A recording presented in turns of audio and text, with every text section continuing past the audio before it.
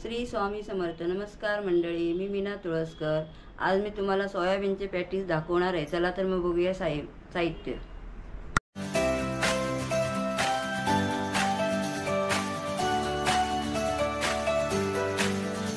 हे सोयाबीन आहे, अर्धा तास आधी मी फुगत ठेवले. हे मिक्सरला बारीक करून घ्यायचे आहे. हा त्याच्यात घालण्यासाठी हे चण्याचं पीठ आहे, हे तांदळाचं पीठ आहे. त्याच्यामध्ये मिरची, आलं, लसूण, हे कढीपत्ता आणि कोथिंबीर हे मी बारीक करून घालणार आहे. कढीपत्ता हे करून, आणि हे तेल तळण्यासाठी, आणि हे मसाले आहेत, गरम मसाले घालणार. ते ही लाल तिखट मिरची पूड आहे, गरम मसाला आहे, हळद, आमचूर पावडर आहे, हे जिरं आणि हिंग, हे सगळं त्याच्यामध्ये घालण्यासाठी आहे. हे बघा, हे आता सोयाबीन मी लावून घेतले मिक्सरला, असे बारीक केले आहेत एकदम. मग असे मी तुम्हाला दाखवलं, मिक्सरला लावून घेते म्हणून सांगितलं, फुगून ठेवलेले ते. आणि हे आता सगळे मसाले घालते त्याच्यामध्ये मी.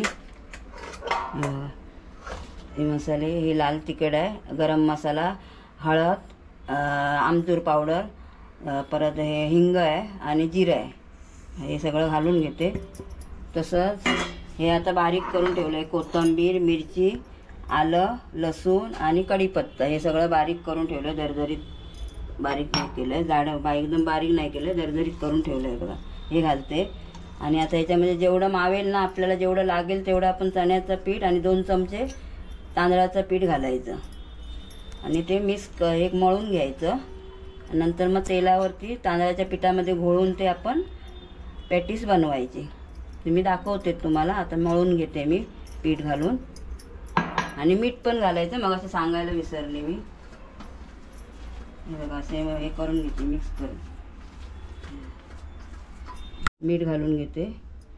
ते आपल्या चवीप्रमाणे घालायचं मीठ. 1.5 चमचा मी घालते, थोडंसं जास्त. आणि आता हे तांदळाचं चण्याचं पीठ घालते, जेवढं आपल्याला मावेल तेवढं.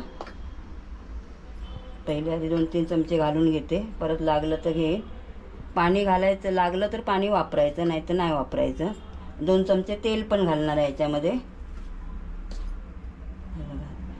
हे 2 चमचे तांदळाचं.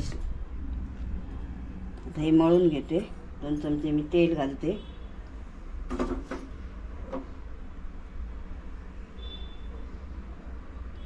बस, आता हे सगळं मळून घेते मी. ठेवलं आहे मी. हे बघा, हे असं पीठ तयार केलं आहे सगळं घालून, आणि असे पॅटीस तयार केले आहे. आता हे तांदळाच्या पिठामध्ये मी असे घोळणार आहे, थोडे थोडे करून. हे बघा असे, आणि ते आता फ्राय करून घेणार आहे.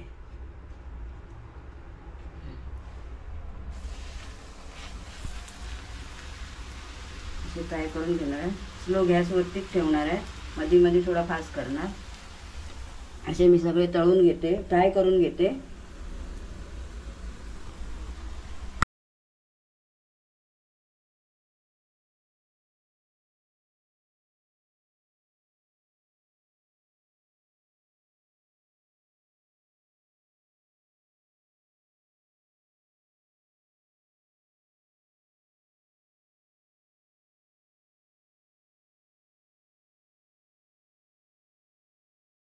हे बघा, अशा प्रकारे माझे सगळे फ्राय करून झाले आहेत.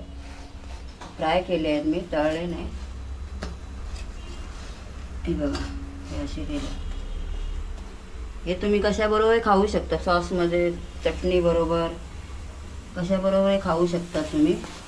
ही जर रेसिपी आवडली असेल तर लाईक करा, शेअर करा, सबस्क्राईब करा, कमेंट करा. धन्यवाद. आणि नक्की करून बघा अशी.